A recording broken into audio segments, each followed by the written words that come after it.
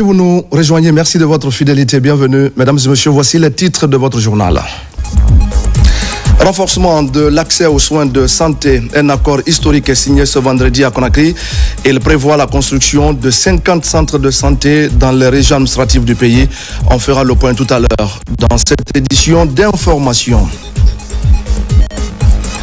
Simandou Academy, une dizaine de cadres guinéens entament un parcours de renforcement de capacités en Côte d'Ivoire. 3 mois pour améliorer leurs connaissances en administration scolaire. Notre envoyé spécial Moussa Komara est sur place. Il sera question enfin de religion avec les 30 ans de l'église évangélique Réma. Des fidèles sont venus de partout pour la célébration. Une occasion pour renforcer la foi et raviver l'appel des serviteurs. Voilà pour le sommaire. Bonsoir à tous. Programme Simandou 2040. Le président de la République, général Mamadi Doumbouya, a visité ce vendredi 2 grands chantiers d'infrastructure à Conakry. Il s'agit de l'aéroport international Ahmed Sékou Touré et de la cité administrative de Koloma.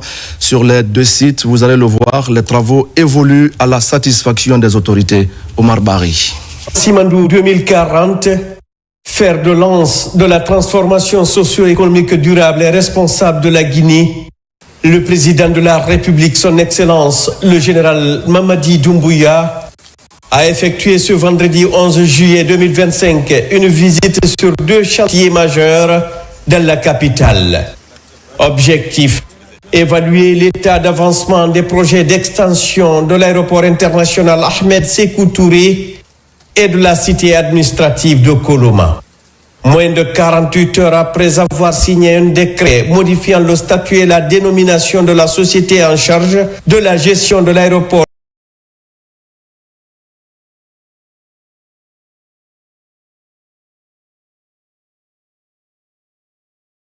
de Conakry, désormais nommée Société de gestion des aéroports de Guinée, SOGEAG, le chef de l'État, son Excellence le général Mamadi Doumbouya, s'est rendu personnellement sur le chantier de modernisation de l'aéroport international Ahmed Sékou Touré.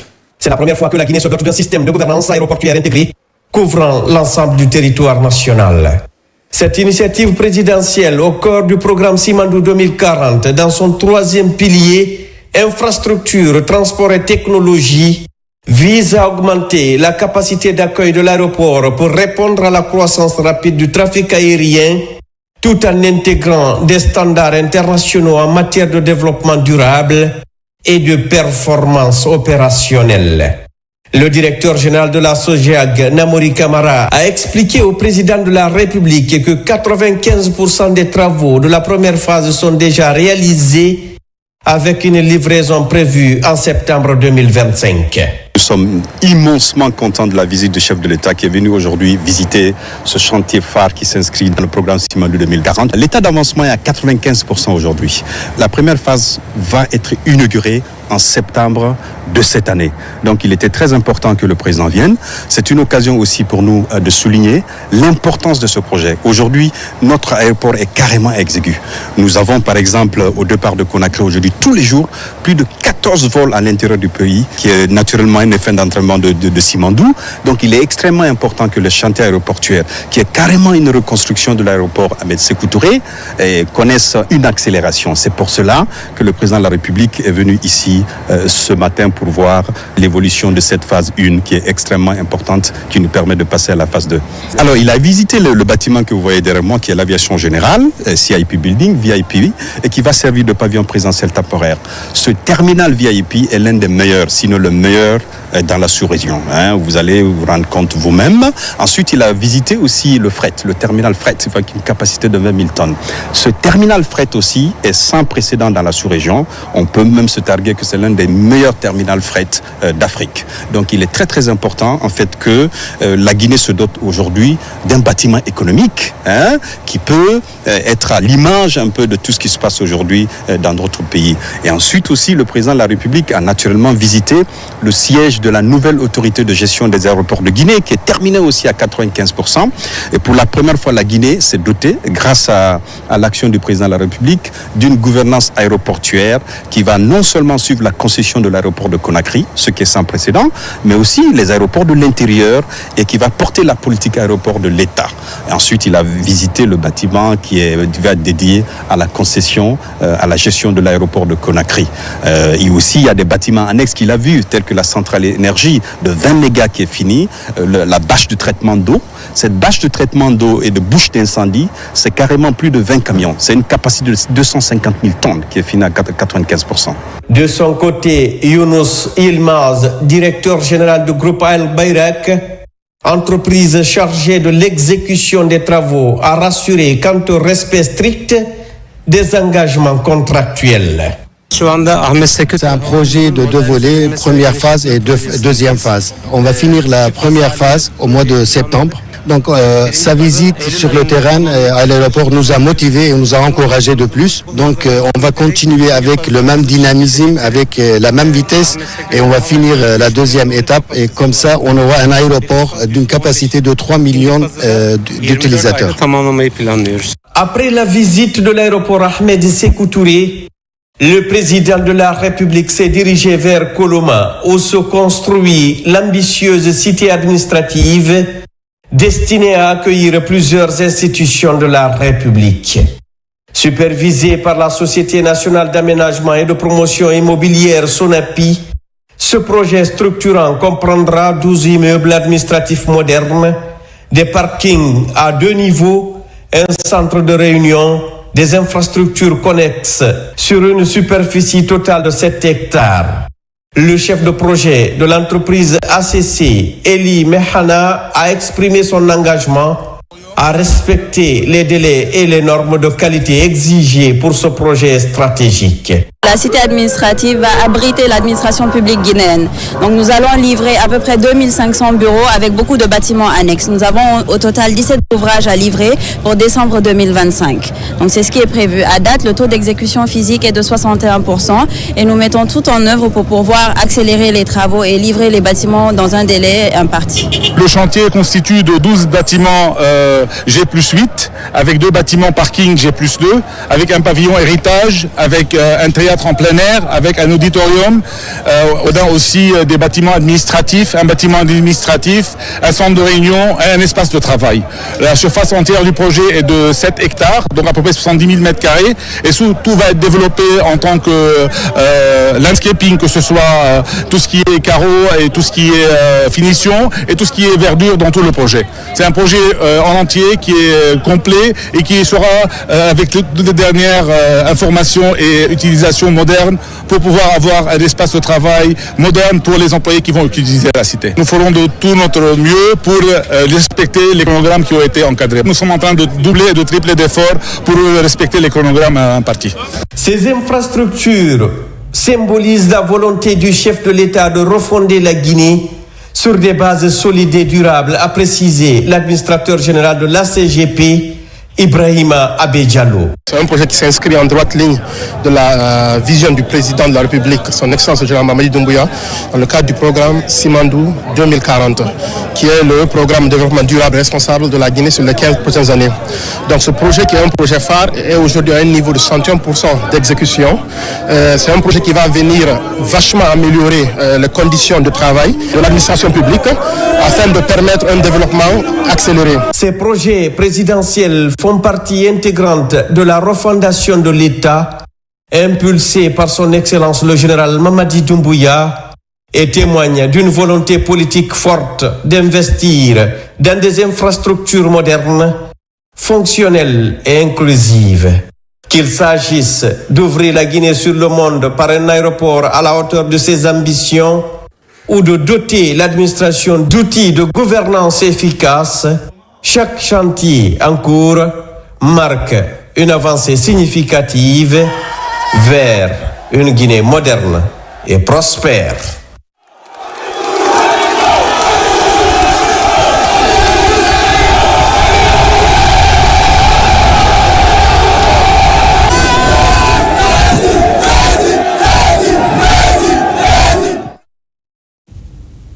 Merci à Oumar Barry. Et puis c'est un pas de plus vers la consolidation de la paix et de la cohésion sociale en Guinée. Le Premier ministre chef de gouvernement a présidé la cérémonie de signature du pacte d'entente nationale pour la paix, un acte symbolique qui réunit autour d'une même vision les coordinations régionales ainsi que les autorités morales et coutumières du pays. Ousmane Bangoura. En Guinée, un pas important vient d'être franchi dans le processus de paix et de cohésion nationale. Le Premier ministre, chef du gouvernement, préside la cérémonie solennelle de signature du pacte d'entente nationale pour la paix. Un acte symbolique et fort qui rassemble autour d'un même idéal les coordinations régionales, les autorités coutumières, religieuses et morales, dans un esprit d'unité et de responsabilité partagée. Ce pacte est le fruit d'un long processus d'écoute, de dialogue et de concertation dans toutes les régions du pays. Il vise à formaliser et renforcer les engagements des garants traditionnels de la société guinéenne autour des valeurs de paix, de réconciliation et de vivre ensemble. À travers cet engagement collectif, le gouvernement guinéen affirme sa volonté d'accompagner et d'institutionnaliser les mécanismes locaux de prévention des conflits dans une démarche inclusive et durable. Les partenaires techniques et financiers impliqués dans la mise en œuvre du projet d'appui à la cohésion sociale ont salué une initiative porteuse d'espoir. Pour eux, ce pacte constitue un point de départ vers un nouveau cadre d'action à la fois symbolique et opérationnel pour construire ensemble une société apaisée. Dans son discours, le Premier ministre Amadou Ouriba a souligné la dimension solennelle de cet engagement qu'il qualifie de promesse collective faite au nom des millions de Guinéens pour préserver la stabilité du pays, renforcer l'unité nationale et faire du dialogue le principal outil de résolution des conflits. Ce pacte, désormais scellé, incarne une ambition commune, faire de la cohésion sociale une réalité tangible au service du développement de la justice et de la paix durable. Je le disais tout à l'heure au sommaire, la Guinée vers la construction de 50 centres de santé améliorés. Les contrats qui couvrent l'ensemble du territoire national ont été signés ce matin en présence de plusieurs membres du gouvernement, dont le ministre secrétaire général de la présidence de la République. Cette initiative vise à offrir des soins de qualité aux populations vivant dans les zones les plus éloignées du pays. Tcherno Marouf Bah. C'est une signature qui a tout son pesant d'or dans l'histoire du système sanitaire de la Guinée. Cette marque sur ce document de contrat marque le début d'un projet de construction de 50 centres de santé dans les 8 régions administratives du pays. L'ambition est simple, rapprocher les soins de santé des populations vivant dans les zones les plus reculées. Cet acte que nous posons aujourd'hui est l'expression concrète d'un engagement politique fort, celui du président de la République, chef de l'État, son Excellence générale Mamadi Doumbouya, qui place la santé et le bien-être des Guinéens au cœur de sa vision de refondation. C'est pourquoi, dans le projet de nouvelle constitution, il a été fait un choix historique, celui de reconnaître la santé comme un droit fondamental, inaliénable pour chaque Guinéenne et chaque Guinéen. À cette cérémonie de signature des contrats, les entreprises contractantes et les communautés bénéficiaires se sont engagées pour la matérialisation de cet ambitieux projet. On va tout mettre en œuvre et pour la réalisation du projet dans les délais de 12 mois. La position de telle structure pourrait régler les problèmes de non-transfert de malades et de tous les autres maux que viennent de citer ceux qui nous ont précédés, à cause des services polyvalents qu'elles vont offrir dans leur fonctionnement. Ce projet, au-delà de sa portée sanitaire, est aussi un acte de justice sociale. Les 50 centres de santé modernes qui seront construits à la suite de cette signature ne sont pas de simples bâtiments. Ils seront les symboles de notre engagement à rapprocher les soins de santé des populations, notamment dans les zones les plus reculées, marginalisés ou vulnérables. Ils constitueront des plateformes modernes, dotées d'équipements adaptés, d'infrastructures fonctionnelles et de ressources humaines qualifiées pour offrir des soins primaires de qualité à nos concitoyens. Pour la période 2025-2026, le ministère de la Santé et de l'Hygiène publique compte construire 100 centres de santé. L'objectif est de garantir les soins de qualité aux Guinéens où qu'ils se trouvent. Dans l'actualité encore, lancement du comité de concertation douane-secteur privé, une plateforme d'échange pour trouver des solutions aux incompréhensions qui pourraient naître entre les deux parties. Les principaux acteurs étaient présents à cette activité importante soutenue par le ministère du Budget. Mohamed Seyar Souma. Le protocole d'accord remonte à mars 2025. 4 mois après la signature, le comité de concertation douane-secteur privé est activé. Une plateforme de dialogue avec pour finalité faciliter les échanges commerciaux et le dédouanement des marchandises. Cette plateforme de concertation et de dialogue a pour vocation de permettre à la douane et au secteur privé de lever tous les blocages qu'on peut rencontrer dans les opérations douanières. Quant à la douane, cette plateforme va permettre d'associer les partenaires du secteur à toutes les initiatives de facilitation, de discussion sur la réglementation à l'échelle nationale et à l'échelle internationale. Le secteur privé est représenté par le patronat. À cela s'ajoutent les chambres consulaires du commerce et de l'agriculture. Chers collègues, ce comité de concertation est le vôtre. Je vous invite à vous l'approprier pleinement. Nous nous engageons à sensibiliser les acteurs du secteur privé à davantage de civisme dans leurs relations avec la douane. J'ose croire que dans un délai très bref, vous allez inviter la Chambre pour qu'ensemble, que nous mettons maintenant les éléments qui vont travailler avec vos éléments dans les postes frontaliers, sachant que nous sommes présents dans tout le pays, pourrait quand même faciliter l'appui et la collaboration et le contrôle du trafic. Nous vous regardons humblement pour que cette fois-ci, que ce secteur privé, la douane, porte fruit à notre population, surtout le monde rural. Cette inclusivité prouve la bonne relation douane-secteur privé. Le comité mis en place aura pour effet également la mobilisation optimale des recettes. Déjà, les résultats marquent les esprits. Vous, acteurs du secteur privé, avez un rôle essentiel à jouer car vous représentez une part importante des importations et exportations et donc une source majeure des recettes douanières. Par exemple, de janvier à juin 2025, la douane guinéenne a mobilisé 11 875 milliards de francs guinéens contre près de 7 400 milliards de francs guinéens sur la même période en 2024, soit une progression d'environ 60,50%. Ces efforts de collecte de recettes douanières pourraient s'améliorer suite au lancement du comité de concertation.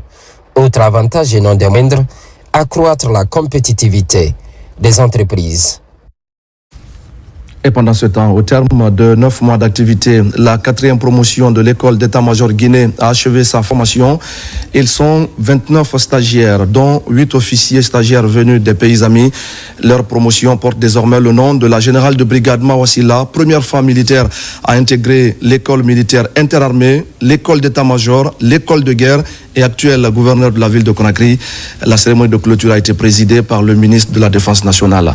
Adjudant-chef Oumar Kamara, correspondant de la presse militaire.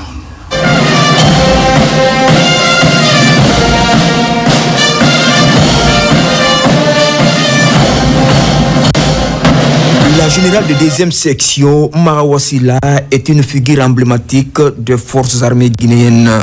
Première femme militaire à intégrer l'école militaire interarmée, l'école d'état-major et le cours de guerre en République de Guinée. Elle est aujourd'hui gouverneure de la ville de Conakry. À l'occasion de la fin de formation de la 4e promotion de l'école d'état-major, l'ambassadeur Aboubakar Sidiki Kamara, ministre de la Défense nationale, baptise cette promotion à son nom. Une cérémonie solennelle marquée par la présence de la chaîne de commandement militaire et des attachés de défense de plusieurs pays amis. Quel nom souhaiterez-vous donner à notre promotion? Suprême des armées, Général Mamadi Doumbouya, la 4e promotion de l'école d'état-major de Guinée, la générale Mahawassila, gouverneur de la ville de Conakry. Au total, 29 officiers stagiaires originaires de la Guinée et de 8 autres pays africains, notamment le Mali, le Cameroun, le Gabon, le Burkina Faso, le Togo, le Congo, le Niger et le Bénin reçoivent leur parchemin et arborent fièrement leur brevet. Chers officiers, stagiaires de la 4e promotion, vous voilà désormais diplômés du cours d'état-major. Soyez, partout où vous servirez, les ambassadeurs de l'école d'état-major Guinée, à travers vos savoirs, vos savoir-faire, vos savoir-être transmis par vos professeurs. Cela vous donne des compétences qui vous permettront de faire des propositions à vos chefs. Chers officiers stagiaires, après un an de dur labeur, vous vous engagez sur une voie exigeante où l'on apprend à mieux servir, à surmonter des obstacles avec sang-froid, à prendre soin de ses frères d'armes dans un élan de solidarité et de fraternité. En présidant cette cérémonie, le ministre de la Défense nationale a salué la création de cette école d'excellence qui illustre la vision panafricaniste du chef suprême des armées. L'école d'état-major devient un centre d'apprentissage, mais aussi une institution d'échange d'idées, d'expérience, de cohésion des jeunes officiers des armées de nos différents pays. C'est le lieu de remercier son Excellence le général d'armée Mamadi Doumbouya, président de la République de Guinée, pour cette vision panafricaniste de renforcement de la coopération militaire des pays africains qui font face aux mêmes défis sécuritaires. Dans un environnement sécuritaire international volatile, la coopération multidimensionnelle doit nous permettre de mutualiser les initiatives et les moyens en vue de relever ensemble les défis sécuritaires auxquels nos États sont confrontés. Créée en 2022, l'école d'état-major Guinée a pour vocation de former des officiers aux compétences nécessaires aptes à servir au sein d'un état-major et dans un contexte multinational. Et voilà qui nous amène à parler de la Journée internationale des femmes dans la diplomatie. La célébration est initiée et mise en œuvre par le ministère des Affaires étrangères, de l'intégration africaine et des Guinéens établis à l'étranger. Cette année, le thème choisi est leadership féminin, diplomatie et développement, une vision inclusive pour Simandou 2040. Un choix qui symbolise l'implication croissante des femmes dans les grandes orientations stratégiques du pays. Makeme Donzour. Le leadership féminin dans la diplomatie est une priorité pour les partenaires au développement, les acteurs de la promotion du genre et le corps diplomatique. À travers la section genre et équité du ministère des Affaires étrangères, la Journée internationale de la femme dans la diplomatie est célébrée pour rappeler l'importance de l'engagement féminin dans la conduite des affaires internationales. À l'occasion de la célébration de la Journée internationale des femmes dans la diplomatie, est bien plus qu'une célébration. C'est un espace de réflexion, d'échange et de mobilisation pour renforcer la place des femmes dans les sphères de décision, en particulier dans le domaine stratégique de la diplomatie et du développement. Le CNUD salue cette vision et nous sommes fiers d'être un partenaire dans la mise en œuvre de ce programme. À toutes les jeunes Guinéennes qui nous écoutent, votre place est déjà là, à la table où se dessine l'avenir. Le gouvernement guinéen est très engagé dans cette lutte d'équité. À travers des panels et formations, les femmes diplomates sont de mieux en mieux préparées à défendre des programmes et projets comme Simandou 2040. Tirant profit de l'architecture du programme Simandou 2040, qui privilégie le genre, j'ose croire que la place des femmes dans la diplomatie et dans les projets stratégiques n'est pas une faveur. C'est une exigence de justice, d'efficacité et d'avenir. Notre responsabilité collective en tant qu'État, institution, partenaires et citoyens est de traduire cette conviction en actions concrètes dans nos budgets, négociations et stratégies. À travers cette journée célébrée en différé, la Guinée envoie un message fort qui est la diplomatie inclusive tournée vers l'avenir où les femmes occupent toute leur place dans les défis nationaux et internationaux. Célébration également ce vendredi et en différé de la Journée internationale des petites et moyennes entreprises. Les activités se tiennent cette année à Kindia sous le thème accompagnement et solutions pour l'amélioration des performances des entreprises. Cette 9e édition se veut un espace d'échange afin de booster les PME, le tout arrimé au programme Simandou 2040. Depuis Kindia, on fait le point avec Abdul Karim Kamara et Lansana Marisila. Dans la ville des agrumes, la célébration de ces entreprises s'aligne sur les objectifs de développement durable. Cette 9e édition est ponctuée par des panels portés sur la formalisation des entreprises, les enjeux de la loi portant contenu local, l'accès au financement et les opportunités liées au programme Simandou en faveur des PME. C'est de mettre en place un programme de formation, de mettre en relation avec des entreprises qui ont déjà fait leur preuve sur le marché. Ça permet non seulement de les coacher dans ce sens jusqu'à la pérennisation de leur activité. Le gouvernement guinéen souhaite donc que cet ambitieux programme de transformation socio-économique repose sur des PME performantes. Il s'agit de mobiliser toutes les forces vives du pays, notamment les jeunes, pour qu'ils deviennent le moteur de cette transformation. Bon, déjà, ça fait beaucoup de visibilité pour les PME qui vraiment font de belles choses aussi bien à Conakry qu'à l'intérieur du pays. Mais aussi, ça montre tout l'intérêt que le ministère porte aux entreprises qui sont installées à l'intérieur et qui boostent vraiment l'économie du pays. La grande vision du département, c'est que l'économie nationale désormais repose sur ces créateurs de valeur que sont les micro, petites et moyennes entreprises. Donc nous allons les booster, nous allons les accompagner techniquement, qualitativement, quantitativement pour qu'ils puissent davantage s'insérer dans le tissu industriel au niveau national, au niveau sous-régional et au niveau international. Pendant 2 jours, des stands seront ouverts par des PME toujours engagés à montrer leur génie créateur. Au même moment, je le disais également au sommaire, le ministère de l'Enseignement technique, de la formation professionnelle et de l'emploi vient d'envoyer plus d'une dizaine de fonctionnaires stagiaires en Côte d'Ivoire. C'est dans le cadre de la mise en œuvre de Simandou Academy. Pendant 3 mois, ces fonctionnaires vont donc se perfectionner en administration scolaire. Les travaux d'ouverture se sont déroulés à Yamoussoukro en présence du directeur général de l'école normale des professeurs d'enseignement professionnel. Envoyé spécial, Moussa Komara.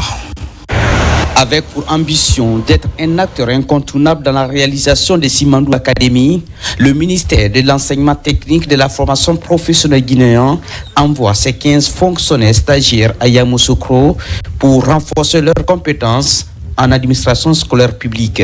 À 3 mois de formation avec une période d'immersion dans nos établissements auprès des chefs d'établissement. Et au terme de ces 3 mois de formation, ils devraient être outillés pour aller prendre en charge les établissements en Guinée. Avec 40 ans d'expérience, ces spécialistes en éducation vont dispenser 4 modules. Le processus de gestion et de prise de décision, la planification stratégique, l'entrepreneuriat et le business model. Ils doivent donc avoir des bases scientifiques, donc théoriques, mais la formation sera essentiellement pratique. On va travailler en groupe, en atelier, pour qu'ils appliquent immédiatement ce qu'ils ont reçu de la formation. Ce bel exemple de coopération sud-sud, né de la volonté des autorités du ministère de l'Enseignement technique de la formation professionnelle guinéenne et ivoirienne, a pour ambition de qualifier davantage le secteur. C'est une première fois que nous expérimentons cette approche et avec ces 15, on sera orienté à l'avenir pour envoyer d'autres cohortes. L'idée étant de pouvoir gérer les grands centres, les grandes écoles que nous avons en Guinée. Il s'agit des ERAM, les écoles régionales d'art et métiers que nous avons. Nous espérons qu'à la suite de cette formation, nous serons suffisamment outillés pour rentrer au pays et restituer le savoir que nous avons appris ici en Côte d'Ivoire. Pour cette première cohorte, toutes les conditions d'apprentissage sont créées. Des visites guidées à l'Institut pédagogique national de l'enseignement technique professionnel d'Abidjan et au lycée professionnel de Yamoussoukro ont permis aux stagiaires de s'inspirer et de mesurer les défis de la gouvernance d'un établissement. L'actualité de ce vendredi reste également dominée par la validation officielle du projet d'aménagement hydroélectrique de Kogbedu-Farankonédou. C'est le résultat des travaux menés par le ministère de l'Énergie et plusieurs autres acteurs du secteur. C'est une bonne nouvelle pour notre pays en général et en particulier pour les populations de la Haute-Guinée. Voici pour comprendre les explications d'Alassane Tondon Kamara et de Nabi Kamara. Une autre étape majeure dans la résolution du problème énergétique de la Guinée. En effet, le mardi 8 juillet 2025, l'étude du projet hydroélectrique de Kogbedu-Farankonédou, prévu pour 450 gigawattheures par an, a été officiellement validée par les acteurs clés de ce secteur stratégique de notre pays. Le barrage initialement Kogbedu-Farankonédou nous a amené à consulter et à recruter le bureau allemand, qui est un bureau international, pour nous sortir l'étude de faisabilité avec les modifications qu'il fallait apporter sur le projet, notamment au lieu du couple du barrage, ramener à un niveau du barrage de Kogbedu couplé au solaire. Et c'est ce qui fut fait. Ça a été une réussite. Nous, on est soulagés de voir notre projet enfin sortir du bout du tunnel. La prochaine étape, c'est aller à un avenant, intégrer la nouvelle configuration du nouveau scoop dans la convention déjà existante. Le projet Kogbedu-Farankonédou vise à exploiter le potentiel hydroélectrique de la Haute-Guinée pour répondre à la demande croissante en énergie de cette région du pays. Nous avons compris les paramètres techniques qui nous permettront prochainement d'avoir une centrale solaire photovoltaïque de 86 MW, d'un barrage hydroélectrique de 56 MW. C'est innovant parce que c'est une hybridation que nous allons voir dans notre parc énergétique en Guinée. Kogbedu-Farankonédou est un projet innovant qui intègre également une composante solaire pour optimiser la production électrique et garantir la stabilité du réseau. À l'ENAM, maintenant, les étudiants en topographie viennent d'entamer une formation pratique. C'est un exercice qui doit leur permettre d'approfondir leurs connaissances des équipements modernes. Ils pourront être ainsi en phase avec l'évolution des technologies et exécuter au mieux les travaux sur le terrain. Bakari Bamba Kondé.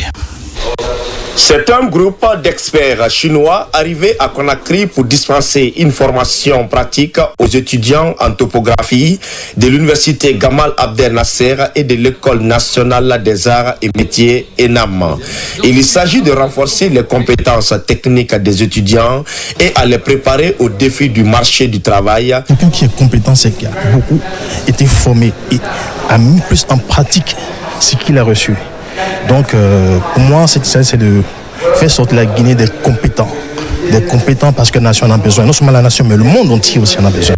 La formation doit se dérouler sous forme d'ateliers pratiques où les étudiants auront l'occasion de travailler directement avec des équipements modernes de topographie. And also we will introduce our SLAM technology. Nous allons présenter les dernières technologies qui sont le laser RTK qui permettra aux étudiants de travailler encore plus vite et qui supprime des heures de travail.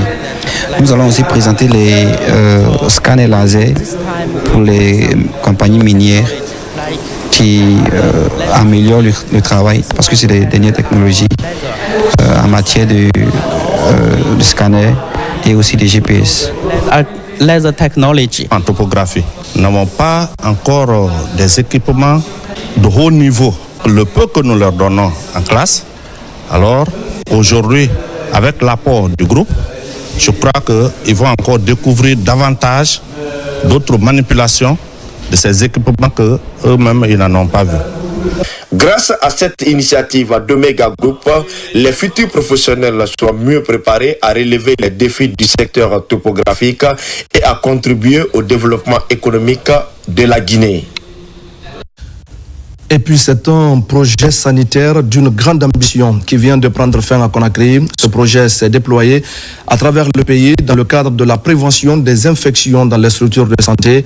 La clôture des activités a été marquée par une rencontre entre les différents acteurs du processus, une mobilisation qui rappelle les efforts déployés lors de la crise Ebola en 2015. Aïssata Marchala. Fin de parcours pour un projet sanitaire mené par Expertise France.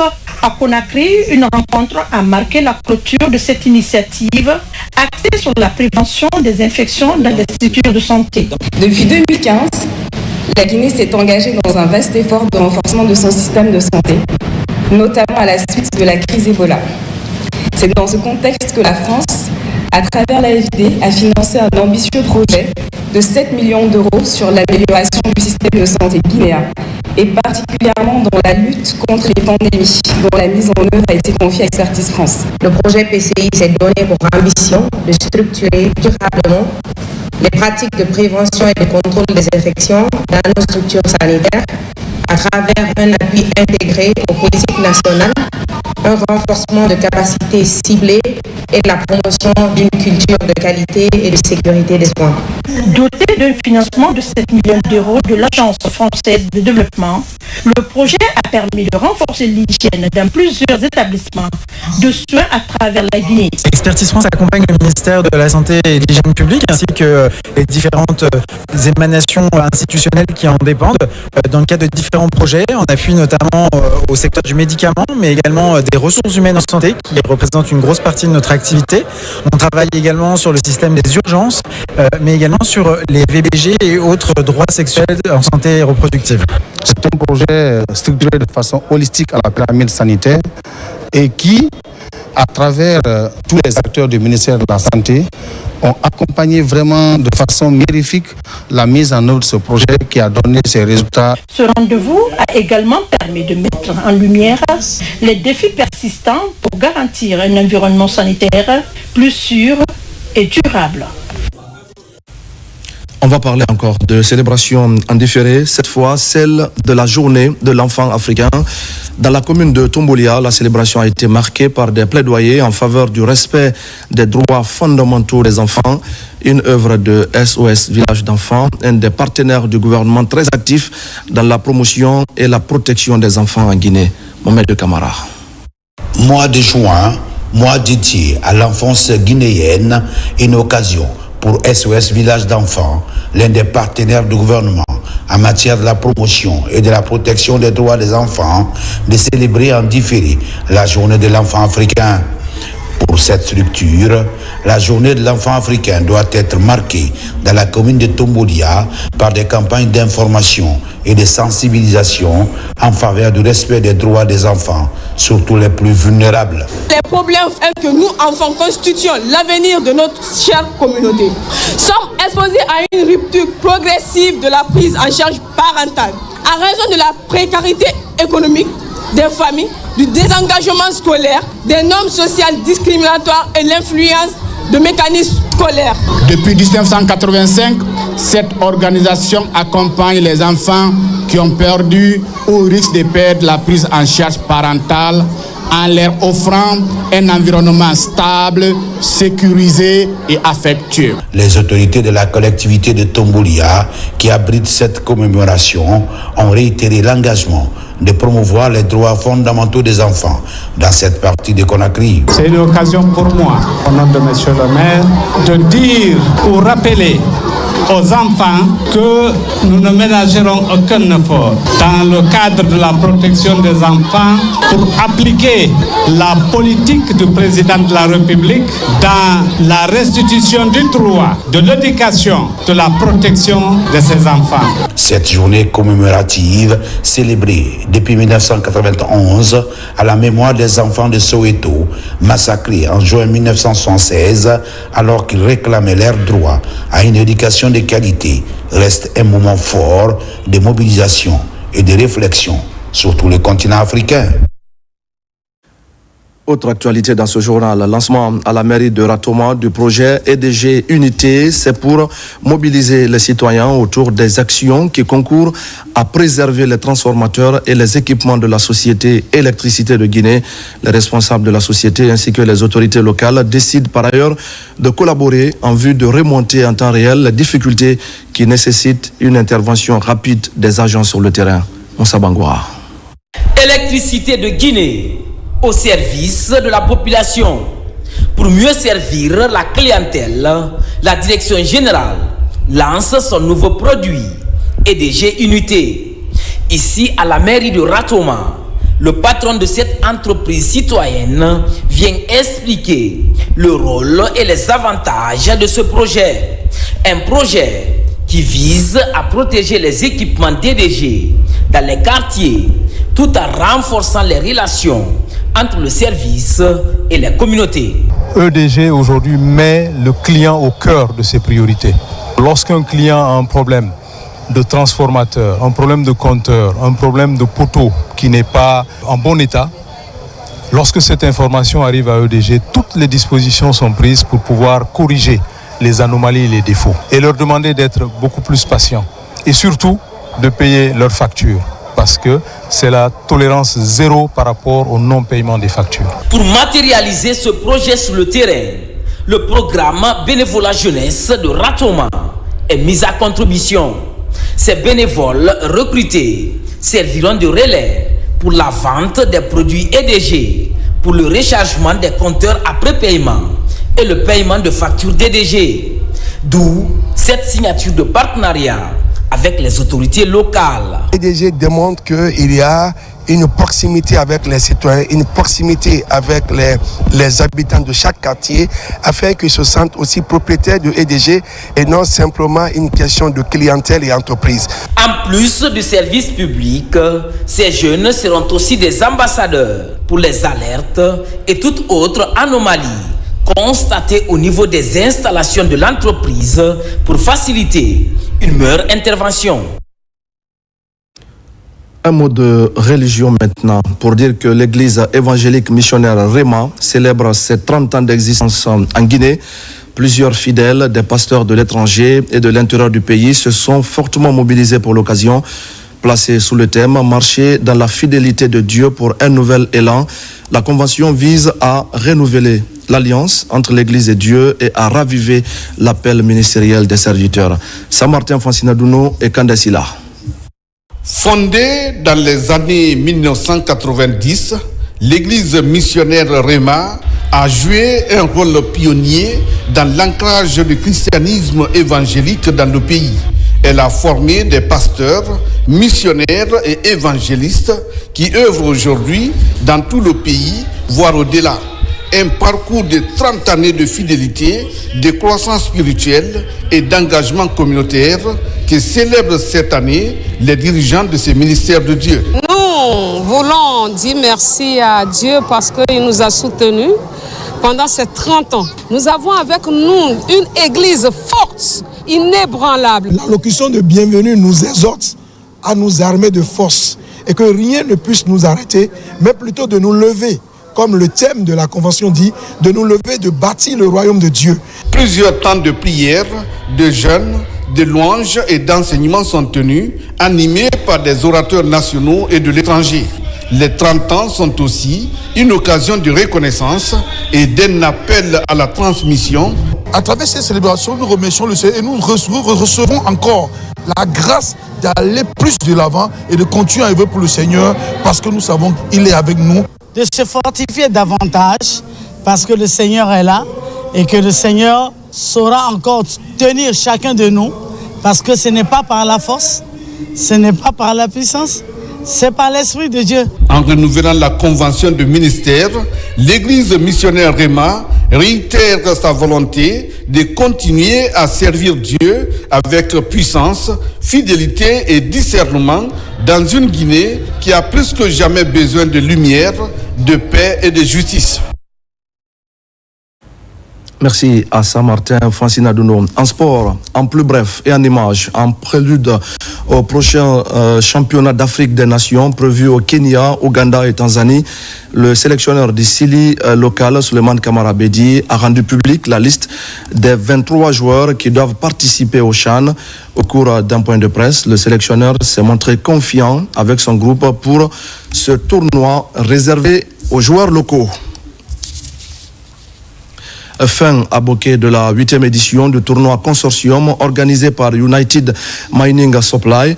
La compétition a regroupé des clubs venus des quartiers de la commune urbaine, un événement de haute portée pour la jeunesse de Kakandé. Images et commentaires, Moussa Namina Keita et Jibril Kamara.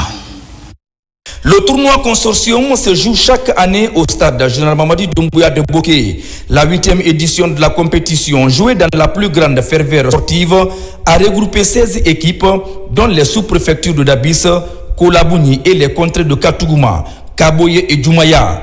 Bendougou en jaune s'adjuge le trophée en s'imposant au tir au but 3-2 pour la 3e fois. Nous sommes vraiment contents aujourd'hui. Bon, et nous remercions aussi les supporters, les encadreurs qui nous ont beaucoup encouragés de gagner la finale là. Depuis la première édition de ce tournoi, les autorités sportives de Boké et leurs partenaires œuvrent pour la pratique du sport dans la localité. Chaque année, on constate des améliorations, de nouveaux talents et qui nous motivent davantage de faire ce tournoi un processus continu dans les mains à main avec la jeunesse. Vous l'avez vu au niveau de la loge officielle, il y a près de 3 trophées qui sont posés devant les officiels. Chaque équipe qui joue avec son minime, je vais parler de U16. Et ces U16-là ne sont pas pris en compte par le consortium, mais grâce à l'engouement de cette compétition organisée, initiée par le consortium, organisée par le sous-district communal de football, nous avons initié afin que chaque club qui participe à ce tournoi puisse se faire accompagner par son minime. La 8e édition du tournoi consortium de Boké coïncide avec la mise en place du gazon synthétique au stade communal Général Mamadi Doumbouya par l'UMS. Désormais, cet endroit est idéal pour la pratique du football. Et voilà, mesdames et messieurs, c'est la fin de ce journal. Merci à tous de l'avoir suivi.